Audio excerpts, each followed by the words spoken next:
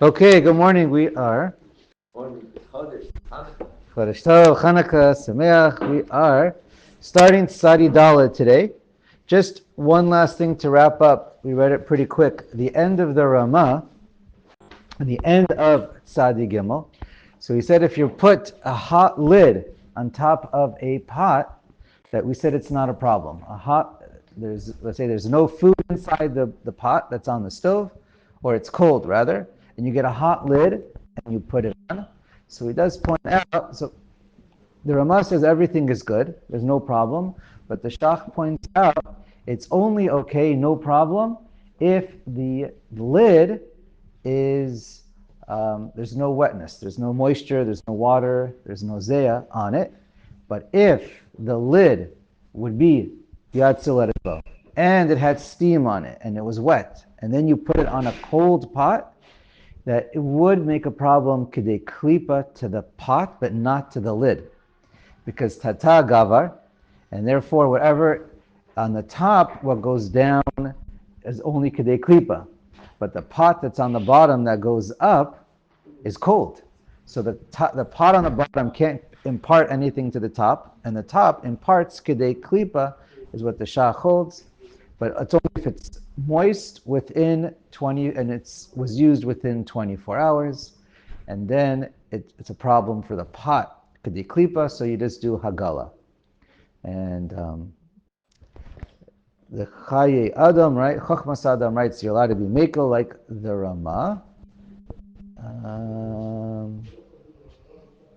Anyway, machlokas. And Shulchan points out the Beis Meir that unless you know there's a problem, we're not worried about any, in general, we don't assume there's a problem with fat or anything stuck to the lid.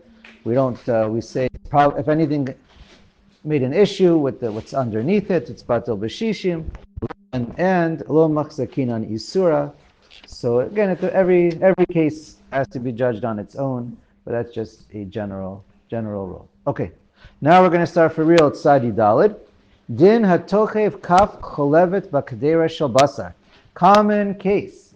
You have a hot pot, you're cooking stew, and you want to stir it up, or pull something out to taste it, and without paying attention, you put it in a milchik spoon into your hot stew. What do you do? So that's the topic. Have you gone to a house and you look in the kitchen, a flower pot has plants, and lo and behold, you have forks, knives, and spoons growing out of it. Have you ever seen any of these utensils just hanging around inside a pot upside down?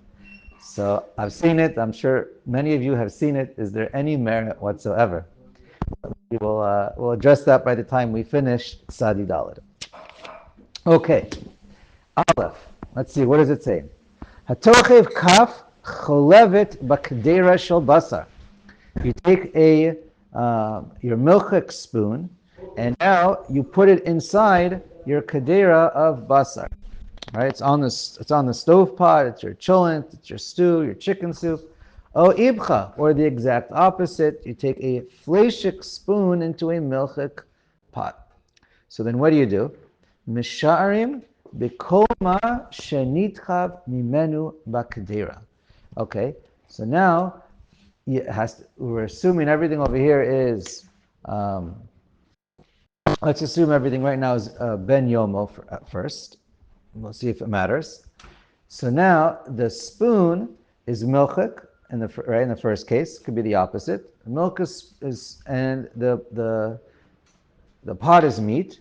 So now, in order for everything to be okay, as far as the tavshil and the pot, it needs to be batel b'shishim. Because if your spoon is a ben yomo of milk, so we assume the whole spoon has milk inside, right? Worst case scenario, it's full of milk. Really, you look like you're holding a metal spoon, but we look at it halachically like you're holding a milk spoon. It's a piece of solid milk. And whatever goes inside the pot, that's that portion of the spoon, the volume of whatever is inside the broth, that's what needs to be batel b'shishim. Shishim of basar, keneged the portion of the spoon. Okay, I hope that was clear. Haga. Ima kaf ben yomo. We're assuming the spoon over here is a ben yomo, right? The hainu shishim shabo b'kli rishon toch me'et le'et, because it was used within the past 24 hours for milk. And then it's a problem, because then we still say it has a ta'am lishvach. Once 24 hours pass, anything that's belua in a kli, again, not mamashus, anything belua in a kli, we say has a ta'am lifgam, and it has zero power to make something taste bad. We're going to get up to davar charif later on, but that's where we are right now. Okay, nothing super spicy, and okay. So if it's eino ben yomo, it's ta'am lifgam, and therefore it has no power to trafe up the pot or the food that's inside, even if it's not batal b'shishim.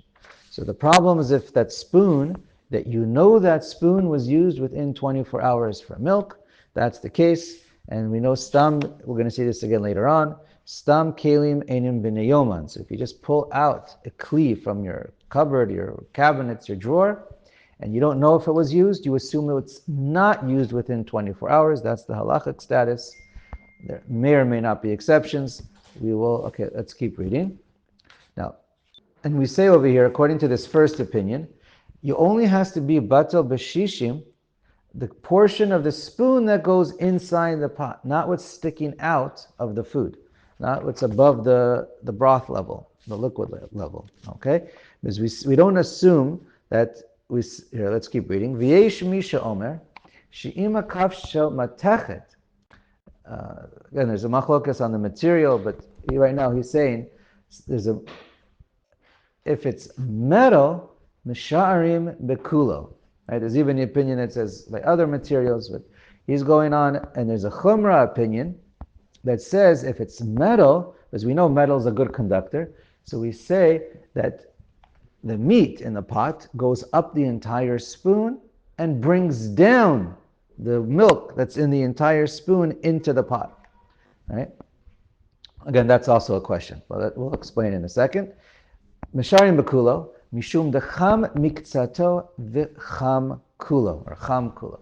Whatever, if part of the spoon is hot, then the whole spoon gets hot. The bottom of the spoon is yad saletbo, and then we assume that it has that yad saletbo that's in the bottom, it's of the bottom of the spoon, the part that's inside the pot, inside the liquid, that goes up throughout the entire end of the spoon, all the way outside the pot, and it extracts the milk from there and brings it into the pot. Haga, svara rishona ikar v'chen nohagin. However, the first opinion is the main opinion lahalacha, and that is also the minhag, period. So whatever is outside the pot, you don't have to worry about for being batal b'shishim. Okay. Okay, so there's a question. Do we say that, according to the first opinion, the Mekel opinion, so do we say that the heat goes up and not up the spoon all the way, or it doesn't even go up the spoon? What's the nafkamina? Let's say you take a spoon that's normally only dipped with the bottom half in a hot liquid, or within the past 24 hours, talking about a case within the past 24 hours. So you take the spoon, and you know that you only use the bottom half of the spoon to stir milk. But the top half of the spoon, where you hold on to, the handle part of the metal spoon, you know for sure never went inside. You never put that into hot milk. So now, let's say you take the spoon, and the whole spoon, no, we won't take that example. If the whole spoon goes in, then I think everyone says you need to put the whole spoon. Shishim keneged, the whole spoon. But let's say just, whatever, leave that as a question mark. What if the top half of the spoon, the handle part that wasn't in hot milk, that's the part that falls inside your hot pot? So then, that's a machlokas. According to, let's see here, if I remember, it says which. The shach is the one that says you don't need shishim, if I remember correctly, but I believe it's the shach who says you don't need, you can look it inside, you don't need to worry about shishim if it's the top portion of the spoon, because the heat doesn't, what's it called? it doesn't transfer. There you go. Since that's the portion that was never in hot milk, if that's the portion that goes into the hot pot, it's not going to issue for transferring. The other opinion, the Magen Avraham, who says even though, okay, he agrees with the first opinion of the Shulchan Aruch. That's the halacha of the Shulchan Aruch and the Ramah. But he explains, really, cham mikzato cham kulo, that the heat does transfer all the way through, but it doesn't have enough strength to go up and then back down to bring the milk. So if only the bottom of the spoon is in the pot, there's not enough strength to pull the milchiks from the top of the spoon, because you have to heat it up all the way there, and then pull it all the way back down. That much it doesn't have. But it does have enough strength that the top half was balua. It's able to have some strength, and if you turn it upside down, then it would make, like when you use it for the milk went all the way up, but now when you turn it upside down and you put that in, so then there is milk, and since that's the portion that's in the pot, it does have enough strength. And so I'll just quote the Marnei Shulchan quotes slew of achronim that are machmer lechatchila.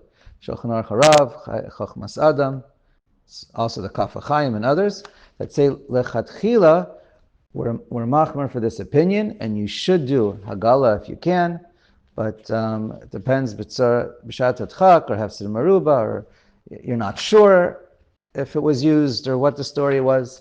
In all those cases, then you could for sure be meko. Okay. Let's go on. Seif bet. Im tachava kaf bakadera shnei pe'amim. Okay, so now what happens? It's a ben yomo. You have a pot, a spoon, or you have a hot pot on the stove, it's cooking of meat. And then you have a milchik spoon. Again, it could be the opposite. Our example is a milchik spoon, and it was used within 24 hours. And you put it in. So we just learned you need shishim keneged the spoon. Fine. But now the next case is, you do it twice. Shnei pa'amim. You dip that same spoon twice. In, out, and then in and out. V'lo noda b'intayim. And you didn't know in between. So therefore, in other words, it was dipped in twice.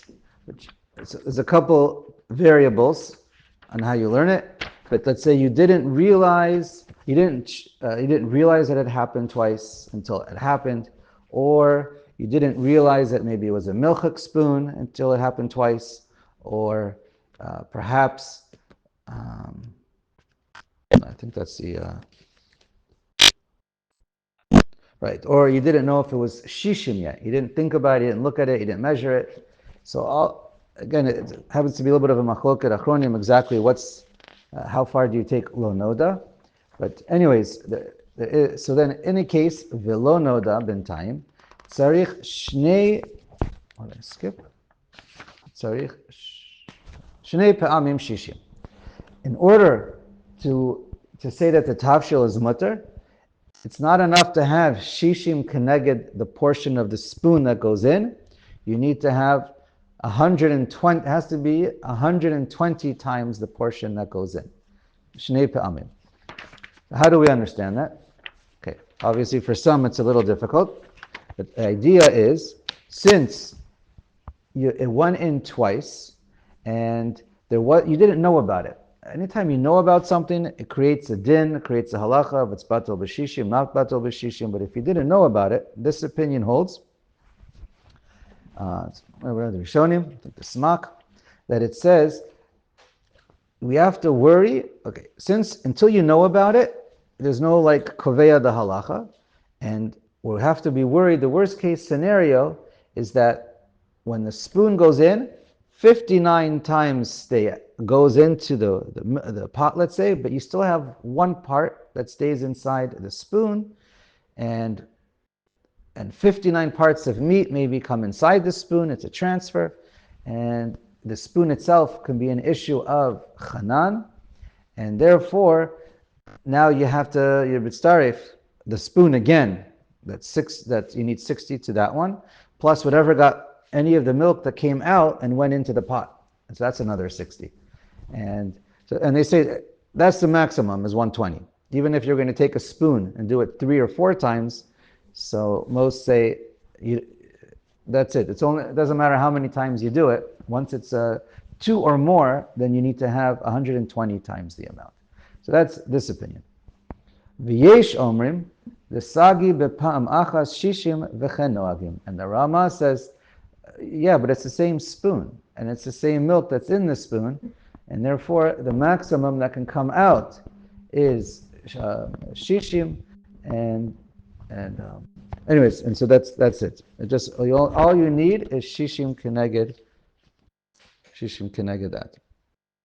Now, if you had 2 spoons at the same time, so then obviously that's a problem.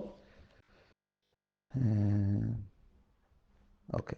And they say it's similar if you, we had the case of a spoon, but they say it's similar if you put a piece of basar falls in multiple times.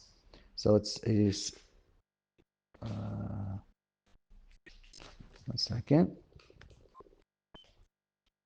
Okay. So then it's a similar halacha if you have a piece of meat that falls in multiple times. But if it's an isser, they point out according to the Shulchan Aruch, according to Maran or Mechaber, if it's a piece of isser that falls in, right now we're talking about basar b'chalav.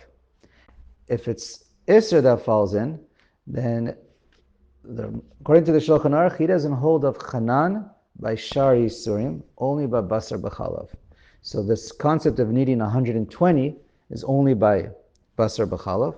If it be an issue of a spoon with isser, a non-kosher spoon, that falls in multiple times, he would agree with the Ramah that it only needs to be shishim. Okay.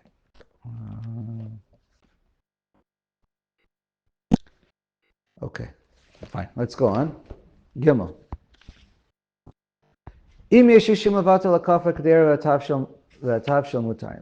there is shishim in the pot, keneged the spoon that goes inside, right?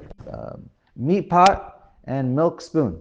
So now the spoon goes in, and there is shishim, kadera ve'atav shel mutarim. So then there's no problem whatsoever. The pot is 100% kosher, the meat's 100%, the food that's in there is 100% kosher, and because there was never a bliya of chalav that made it isser, because it was always batel b'shishim. Okay, so that's often the case. Again, it really depends on what the case is. Aval hakaf asura, but the spoon itself is aser, bein im basar, bein im chalav. So the Shulchan Aruch writes, you can't use this spoon for meat or milk. Just the next one, where are we? Yeah, you can't use the spoon for meat or milk, because in it there is basar b'chalav. It became mixed inside because it's a ben yomo. So what's inside the spoon is not, but it wasn't badil b'shishim, and that's mamish basar b'chalav inside the spoon. So you can't use it unless you kasher it. V'afilu b'di'evid oseret, and even b'di'evid, right? And now you take this spoon that was a ben yomo in the meat pot. The spoon's 100% isser of basar b'chalav deraisa, and it's aseret im chazru v'tachvu bein b'basar bein b'chalav. And now, if you take this spoon, kolzman shehi bat yoma, if you take this spoon that became basar b'chalav for the next 24 hours, right, as long as it's a ben yomo, and you take that spoon and you put it into anything hot, that's going to make that next thing aser. The entire spoon, you have to have, and anything you put it into is going to make it aser unless it's batel b'shishim. The new item is shishim keneged the spoon.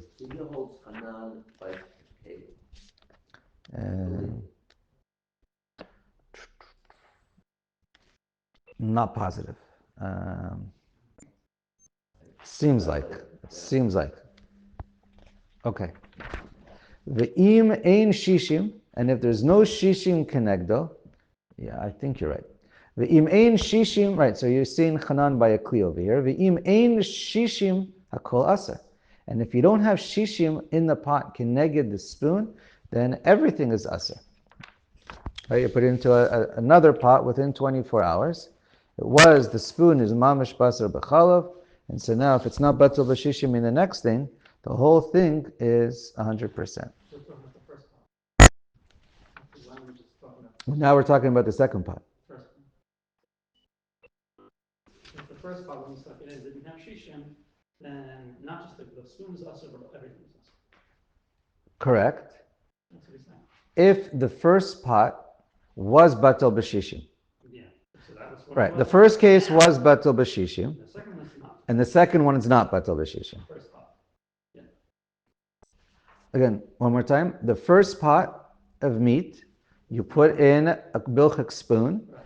and that's what and it's no, even if it was batul b'shishim, the first pot, whether it's batul b'shishim or not, makes no difference to the spoon. Right. The spoon's 100%, right, basar b'chalav.